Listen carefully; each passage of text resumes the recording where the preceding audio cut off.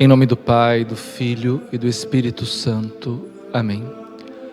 Como víamos na nossa última aula, o povo clamou da escravidão a Deus, e Deus ouviu o seu povo. Ouviu o seu povo e vocacionou Moisés, como nos descreve o capítulo 3 do livro do Êxodo. Moisés apacentava o rebanho de Jetro, seu sogro, sacerdote de Madiã. Um dia em que conduzira o rebanho para além do deserto, chegou até a montanha de Deus, o Horebe. Até a montanha de Deus, um local de culto dos madianitas. Lembre-se, Moisés estava em Madiã, seu sogro era sacerdote dos madianitas. E este monte, Horebe, também é identificado como Sinai. O anjo do Senhor apareceu-lhe numa chama que saía do meio de uma sarça. Moisés olhava a sarça que ardia, mas não se consumia. Um anjo do Senhor. O que é o anjo? Uma manifestação visível da presença de Deus. Depois, de um anjo do Senhor, uma chama que saía de uma sarça, uma chama, a presença inacessível de Deus. Da mesma forma como é impossível pegar o fogo com as mãos e mesmo tocar no fogo sem se queimar, Deus é inacessível. O fogo, então, figura esta presença inacessível de Deus, embora visível no anjo. No meio de uma sarça. O que era uma sarça? Um arbusto silvestre, sem muita serventia, mas, mesmo tão simples, neste momento serve como um altar. Pense comigo, para que servia o altar para o povo judeu? Para colocar os animais sacrificados sobre o altar, para que fossem consumidos pelo fogo, e a fumaça de seus corpos subisse em agradável odor a Deus. Só que aqui há um detalhe: o fogo não consome aquela sarça, embora seja ardente. O que isso significa, então? Que sobre este altar não há nenhuma culpa a ser expiada, porque os animais eram consumidos pelo fogo para expiar a culpa, os pecados do povo escolhido de Deus. Vou me aproximar, disse ele consigo, para contemplar este extraordinário espetáculo e saber por que a sarça não se consome. Este extraordinário espetáculo, uma teofania, isto é, uma manifestação de Deus, que como que prenuncia aquilo que será a experiência de todo o povo hebreu quando sair do Egito. A experiência de ver um Deus inacessível no fogo, porque haverá raios quando Moisés subir a montanha para trazer as tábuas da lei. E haverá uma coluna de fogo entre o povo hebreu e os egípcios, por ocasião de sua saída do Egito. Vendo o Senhor que ele se aproximou para ver, chamou-o do meio da sarça. Moisés, Moisés, eis-me aqui, respondeu ele. E Deus, não te aproximes daqui, tira as sandálias dos teus pés, porque o lugar em que te encontras é uma terra santa. Eu sou, afirmou ele, o Deus de teu pai, o Deus de Abraão, o Deus de Isaque, o Deus de Jacó. Tira as sandálias dos teus pés, isto é, pisa nesta terra despojado de artifícios humanos. Por quê? Porque não é Moisés, pelo seu esforço, que chega a Deus. É Deus que se achega a Moisés e dá a ele a vocação de libertador do seu povo. Então, despoje-se dos artifícios humanos. E ao despojar-se dos artifícios humanos, isto é, tirar as sandálias dos pés, ele entra em contato com aquela terra consagrada, porque pisa com a planta de seus pés aquele solo santo. Depois, Deus identifica-se como Deus dos patriarcas, Abraão, Isaque e Jacó. Então, neste momento, um Deus que ainda não dá a si mesmo o nome, que não revela qual o seu nome a Moisés, mas que o fará. Moisés escondeu o rosto e não ousava olhar para Deus, porque, conforme a mentalidade da época, ver Deus equivalia a morrer. O Senhor disse: eu vi a aflição do meu povo, que está no Egito, e ouvi os seus clamores, por causa dos seus opressores. Sim, eu conheço os seus sofrimentos. Deus viu e depois ouviu. Viu antes de ouvir, o que quer dizer que a iniciativa de tomar o favor do seu povo é toda de Deus. E, ao mesmo tempo, é uma resposta ao seu clamor.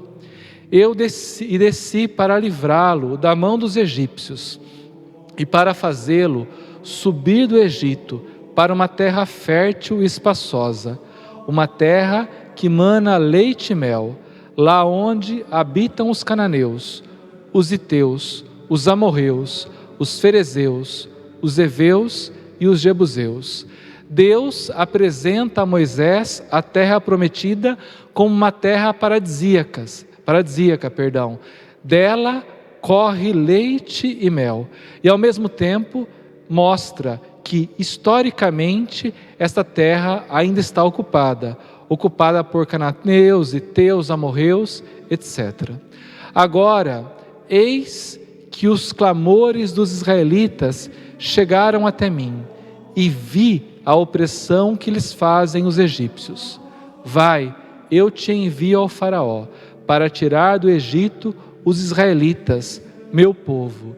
Deus então dá a Moisés uma missão, a partir da vocação para a qual o chama, isto é, de ser o libertador do seu povo. A missão de Moisés, ela é o modo de Deus intervir em favor do seu povo. Deus, então, num primeiro momento, não intervém de uma forma extraordinária, mas intervém em favor do seu povo por este mediador que ele escolhe para libertar Israel da escravidão que se encontra ali debaixo do comando de Faraó. Moisés disse a Deus: quem sou eu para ir ter com Faraó e tirar do Egito os israelitas? Eu estarei contigo, respondeu Deus, e eis aqui um sinal de que sou eu que te envio. Quando tiveres tirado o povo do Egito, servireis a Deus sobre esta montanha. Então, quando tiveres tirado o povo do Egito, servireis a Deus nesta montanha. Servireis como? Num ato litúrgico celebrativo pela libertação. Aqui nós vemos o quê? Que o cumprimento da missão de Moisés exige de antemão fé e obediência de sua parte, porque Deus dá como um sinal a celebração litúrgica que só ocorrerá depois que o povo for tirado do Egito.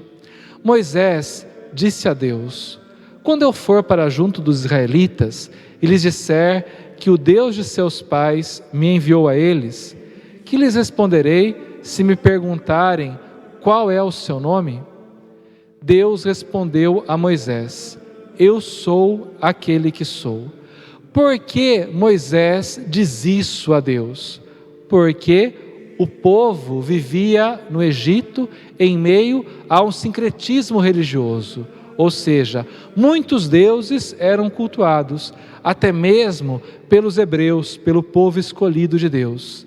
Por isso, eles provavelmente iam querer saber da parte de qual Deus Moisés estava falando. E Deus responde a Moisés: eu sou aquele que sou.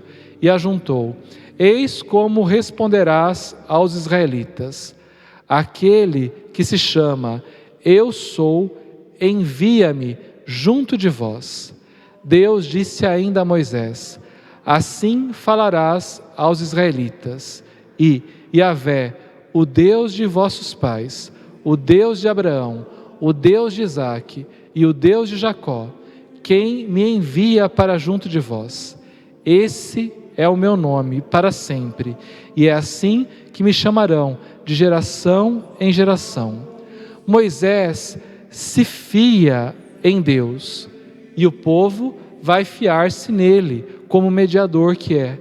Por isso, quer falar ao povo da parte de qual Deus ele está agindo. Yahvé é um nome com o qual Deus passa a ser chamado a partir de então. É um nome indecifrável, um nome imperscrutável, como o fogo que é inacessível. E então, assim Deus se revela a Moisés para que diga ao povo quem o envia. Vai, reúne os anciãos de Israel. Por que reunir os anciãos de Israel? Como uma tática, porque eles são representantes do povo.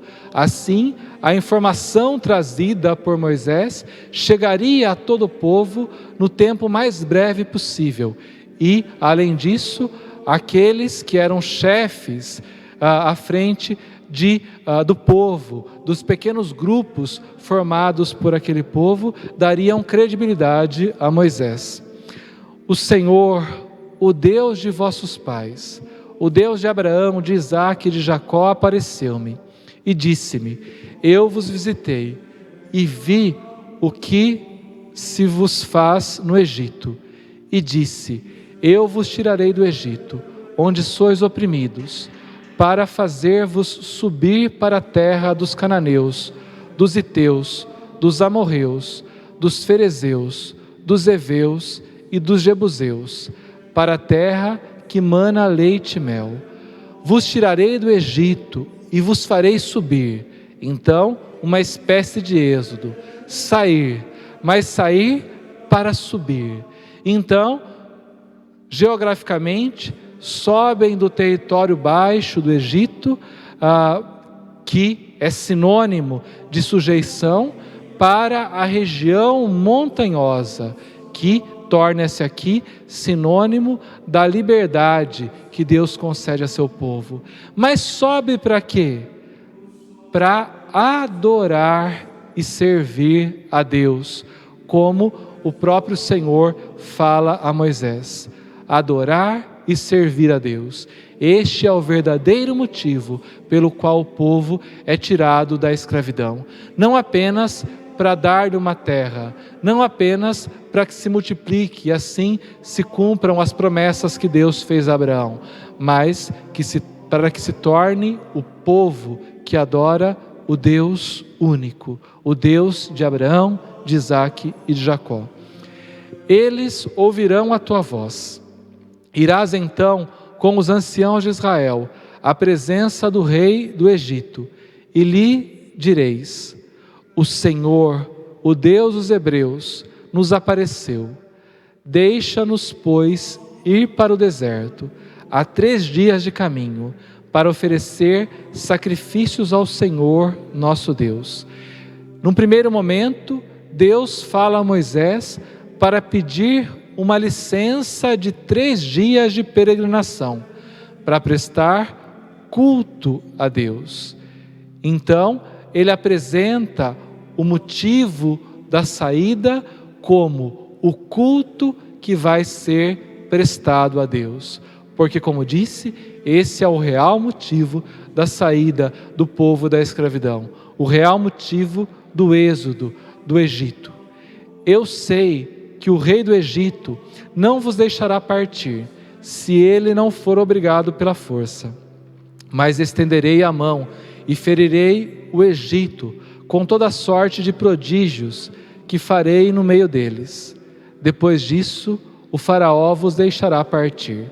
Farei com que esse povo ganhe as boas graças dos egípcios, e quando partirdes, não ireis com as mãos vazias. Não ireis com as mãos vazias, como que levando consigo uma compensação pelos serviços escravos prestados, evidentemente, gratuitamente. Além disso, mostra que levarão consigo como que os despojos de uma guerra, porque o povo sai vitorioso ali do Egito, de uma guerra cujo vencedor foi Deus. Por isso é que Deus diz aqui a Moisés que fará com que os egípcios deem bens a eles quando deixarem ali a sua terra. Cada mulher pedirá à sua vizinha e àquela que mora em sua casa objetos de prata e de ouro e vestidos que poreis sobre vossos filhos e sobre vossas filhas. Assim despojareis os egípcios. Peço a você que, preparando-se para a nossa próxima aula, faça a leitura do capítulo 4 do livro do Êxodo. Desça sobre vós a bênção do Deus Todo-Poderoso, que é Pai, Filho e Espírito Santo. Amém.